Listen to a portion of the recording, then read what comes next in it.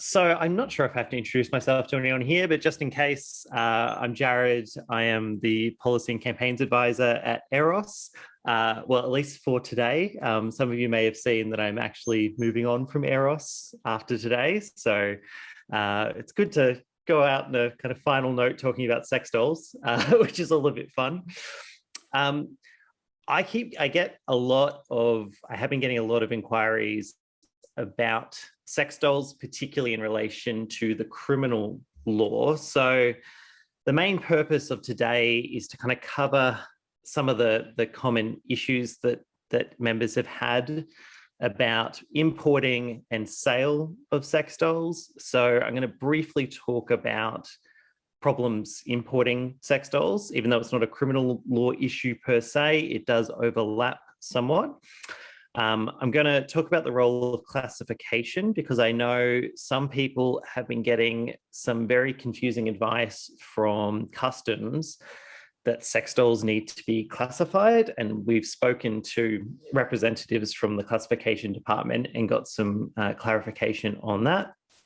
I'm also going to be speaking about the criminal laws in regards to childlike sex dolls. Obviously, that's an area of the law that if you are on the wrong side of it has some fairly serious consequences. So I'm going to spend a lot of time talking about that and also talking about a lot of myths that are kind of circulating in the industry about how do you protect yourself from those criminal laws, because there is a habit in the industry of this kind of industry knowledge being built up over time. And then when I try and fact check that with the law, I can't really find anything to confirm certain assumptions. So I'm going to do a bit of myth busting in that section.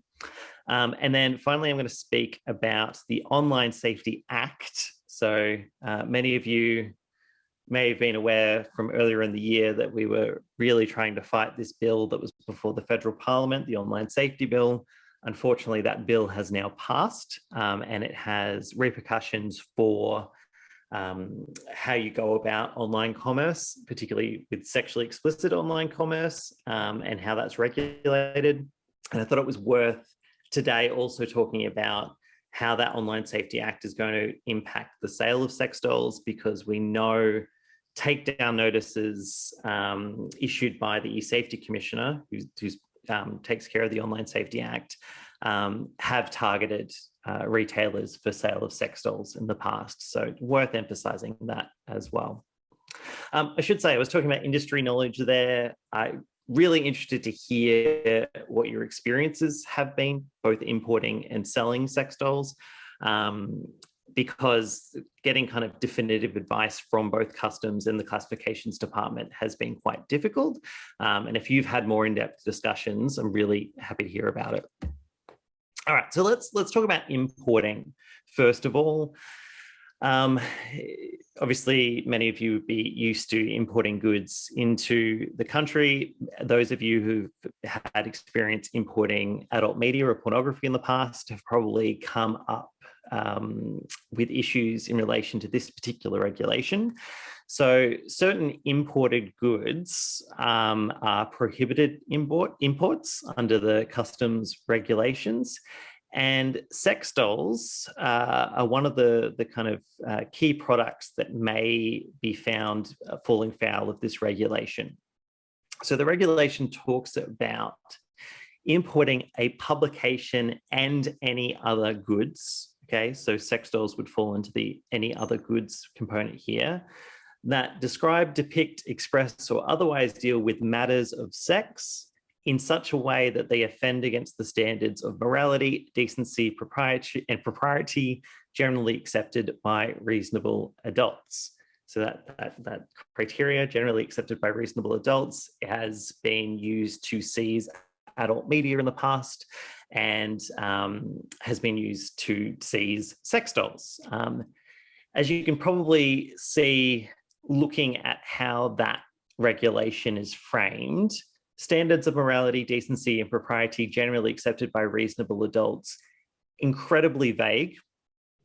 And it does give a lot of discretion for customs to decide that the sex dolls that you're importing are prohibited because they offend certain moral standards. There is now a very particular criteria in the regulation as well to do with media or dolls, which are likely to cause offence to a reasonable adult because they depict a person who is or appears to be a child under 18, whether the person is engaged in sexual activity or not. That will also fall foul of these customs regulations. So quite vague, and it gives a lot of discretion up to Border Force and customs agents to refuse importation. So what do you do if you find yourself in a situation where customs have seized goods, such as sex dolls, on this kind of very vague offending standards of a reasonable adult standard? Well, the standard option has been to complete a claim for the return of the seized goods. You would make that claim to the Comptroller General of Customs. The current Comptroller is Michael Atram. There's a prescribed form that you must use, and you must state the specific grounds on which the claim is made. So if your sex dolls are seized on the basis of this regulation, you would have to make the arguments that the sex dolls do not offend the standards of morality, decency, and propriety generally accepted by reasonable adults if they were to be seized by customs. We generally don't recommend that members take this route. And one of the reasons for that is we know from experience with importation of pornography that customs generally win these claims. They are quite good at fitting whatever argument they need to into that standard of reasonable adults. And you have to pay costs if you lose a claim against customs under an importation. So not the best option if your sex dolls are seized at the border. However, we recently had a meeting with the the classifications department, and they indicated that there was actually another way to challenge sex dolls that were imported. And this is something that we hadn't really explored in the past.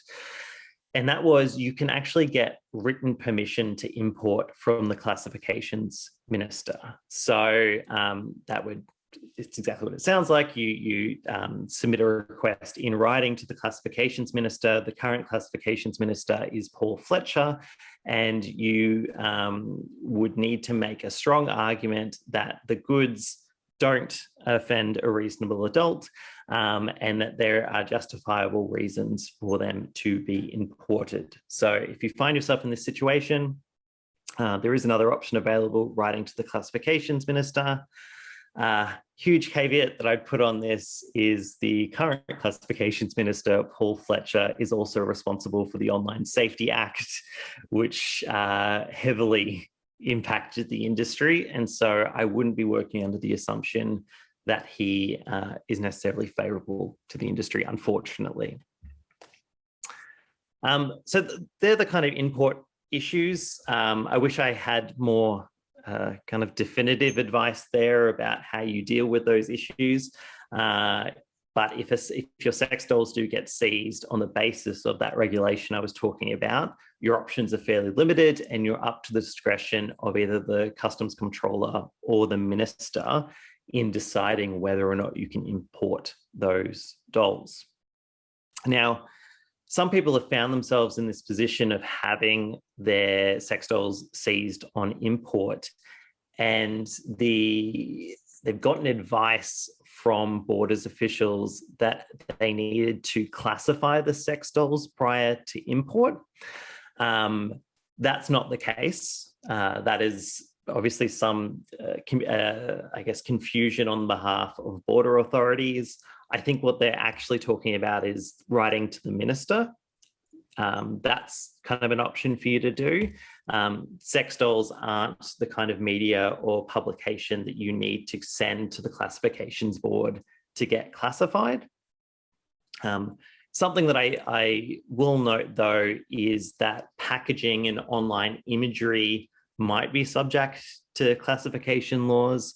So you should be wary of the kinds of packaging that the goods that you're importing have, in particular, if they in any way depict fetishes on the cover. So many of you would be aware of this kind of really out-of-date definition of fetishes that is currently under the classification guidelines, which is fetishes such as body piercing, applications of substances such as candle wax, golden showers, bondage, spanking, or fisting. If any kind of packaging depicts those sorts of things, it's likely to be seized. Anything to do with fictionalized incest fantasies is likely to be seized, even if it's kind of like stepmom type stuff. And also the classification laws have that equally broad criteria of sexual practices which are offensive or abhorrent. So you really want to be careful when you are importing goods, the kinds of packaging that's in place. All right, so the bulk of what I wanted to talk about today, though, was criminal laws to do with childlike sex dolls. So as I emphasized at the start, this is a very, very serious criminal offence that exists at the federal level, and there's also a state-specific offence in South Australia. These criminal offences are tied to the individual. And what that means is if you are running a business where you're importing sex dolls and one of these sex dolls is found and determined by law enforcement to be childlike sex dolls, that becomes child abuse material or child pornography.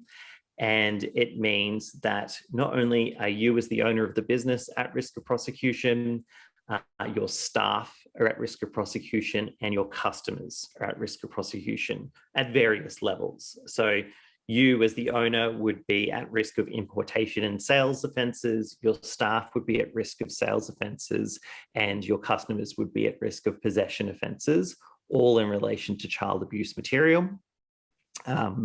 And even if through that, the process of being prosecuted under this offence, because it's a doll, because it's not a real child, you get a favourable sentence. In most states and territories, being charged with a child abuse material offence automatically means that you need to register as a sex offender. So very, very far-reaching consequences. You're risking imprisonment, but also being placed on the sex offender registry. Now, the Federal Criminal Code was amended relatively recently to more explicitly say that sex dolls are part of child abuse material. So the definition under the Criminal Code is that material that is a doll or other object, and we'll get back to that soon, that resembles a person who is or appears to be under 18 years of age, or a part of the body of such a person. Very, very broad under the criminal law as to what constitutes child abuse material in relation to a sex doll. Now, let's talk about some of the myths that are currently going around in the industry that are meant to mean that you are kind of 100% safe under these criminal laws. People will often say, well, as long as you say in the packaging that the sex doll is an adult or the sex doll is a woman, that will mean that you won't fall foul of the criminal laws. That is not correct. A huge, huge myth that comes up a lot is height. And there's kind of different measures that people often cite. So they'll say if the doll is over 140 centimeters, or if the doll is over 158 centimeters, then it won't fall foul of these laws. Or they might talk about breast size, being at a certain breast size means that it's not a childlike sex doll, it's an adult sex doll. Again, none of this is explicitly referenced in the criminal law, and you should not feel safe just because you're meeting these kind of height criteria. I think a lot of these ideas come from compliance with overseas laws, and also manufacturers telling buyers that you're safe if X. for example. But under the Australian criminal laws, a particular height criteria is not automatically safe. Just because the particular brand of sex doll is sold overseas, or that another retailer is selling similar dolls in Australia, isn't necessarily going to be safe for you. Overseas, different countries have different strictness of laws. And in terms of other retailers, there's potential that other retailers are also breaking the law. And so I wouldn't be relying on that as any kind of defense. The presence of pubic hair or other type of bodily hair or kind of simulated versions of that also don't necessarily mean that you're falling, that you're on the right side of the criminal laws, because it's anyone under the age of 18, so post-puberty age and under the 18 is covered as part of the criminal offence.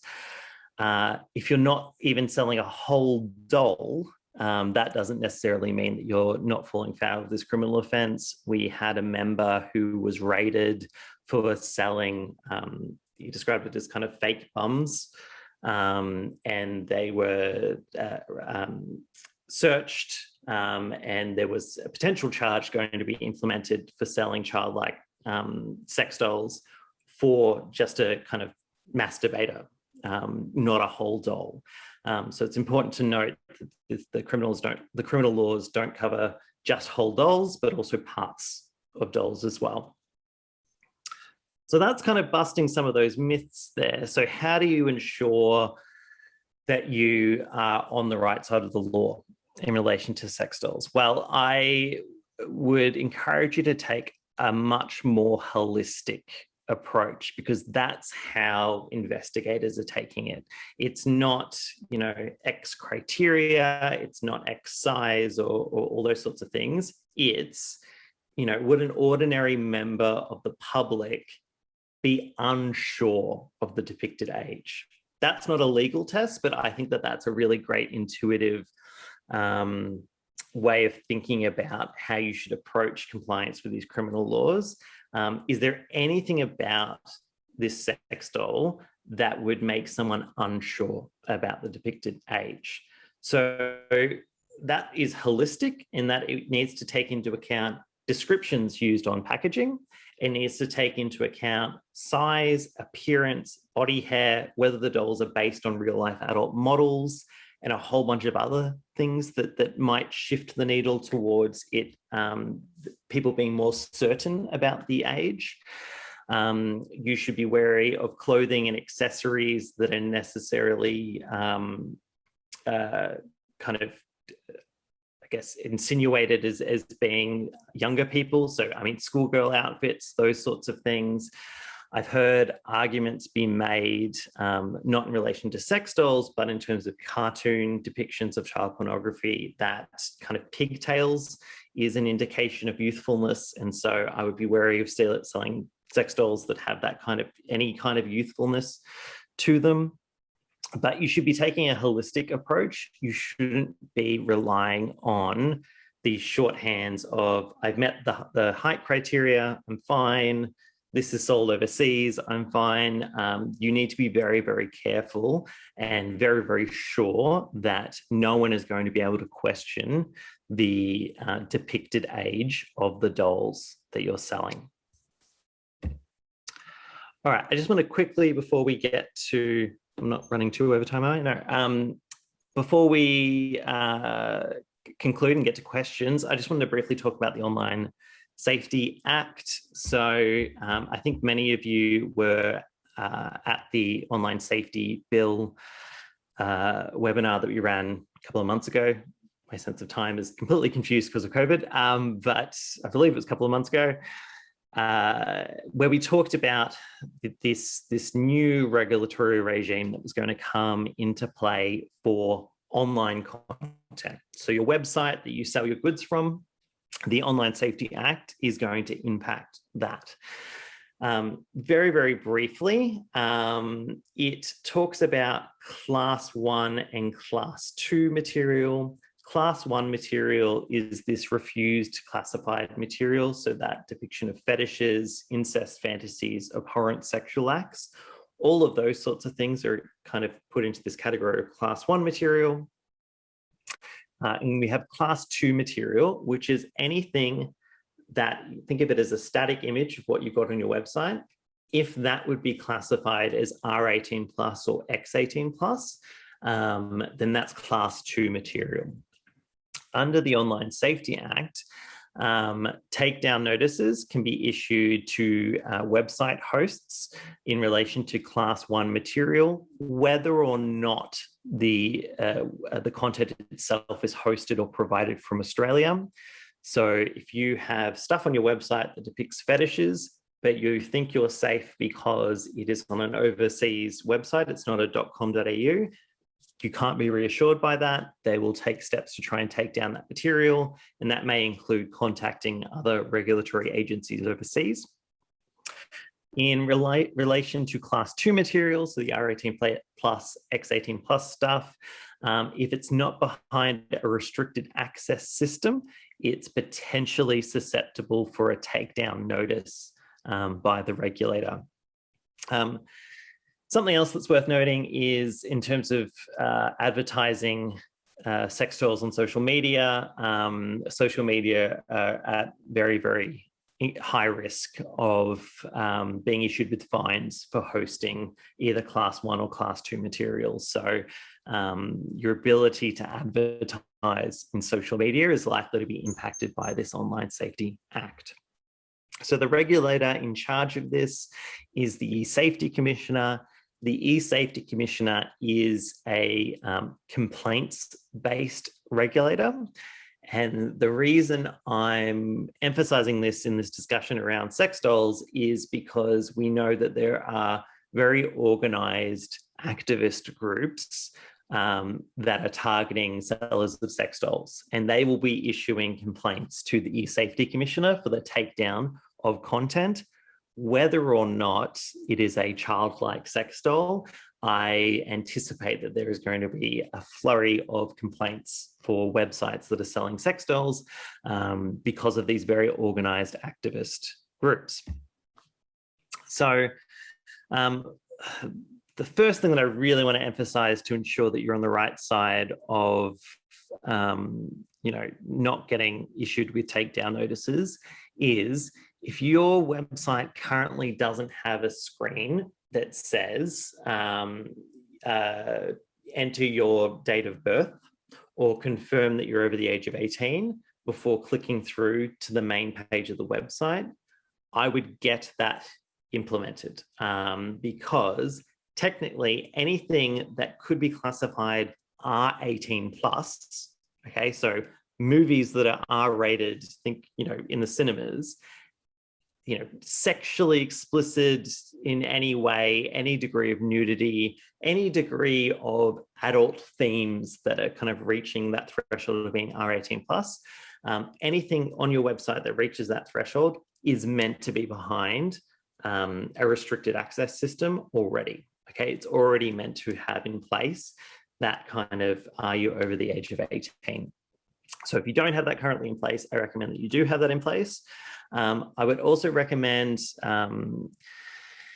in terms of the imagery that you use to sell fetish-related products, that you are rather conservative in what you depict and that you want to be as non-explicit as possible in depicting fetishes or BDSM type products.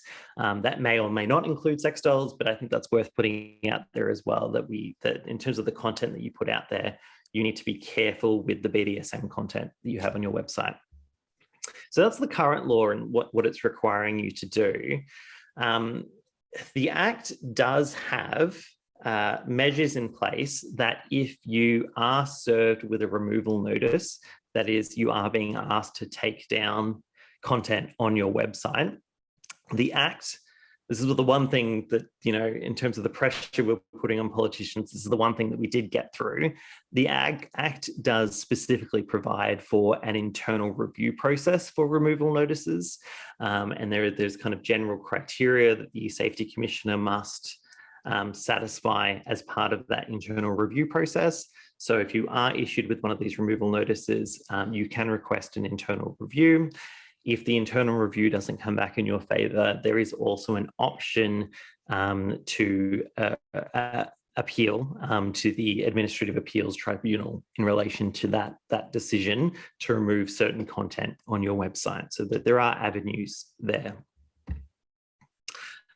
Worth keeping in mind that our classification laws, that idea of, you know, what constitutes refused classification, what constitutes R, what constitutes X, is currently under review.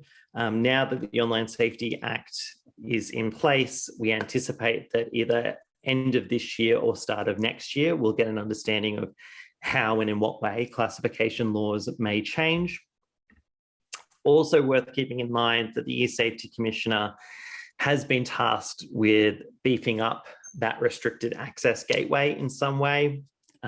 We don't know in what form, but the Safety Commissioner is to develop an age verification gateway within the next 18 months. And I suppose you need to wait till Eros has a better understanding of what that's going to look like. Hopefully it doesn't follow the kind of UK model where to access an adult website, people need to go to the store and get a porn card.